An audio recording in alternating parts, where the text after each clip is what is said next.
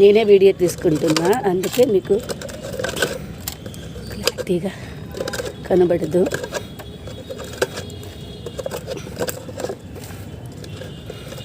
పూత కాత వచ్చే చెట్లకు పెడితే పూత కాత బాగా వస్తుంది. అందుకే నేను బీరపాదులకి, కాకరపాదులకి, ఆనపపాదులకి, బెండ, వంకాయ, టమాటా వాటికి పెడుతున్నా. ఇదిగోండి ఫ్రెండ్స్, టమాటా నారులో పెడుతున్నా.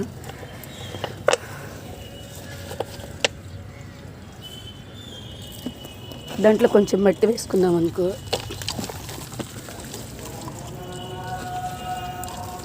దాంట్లో కొంచెం మట్టి వేసుకుంటే చాలు.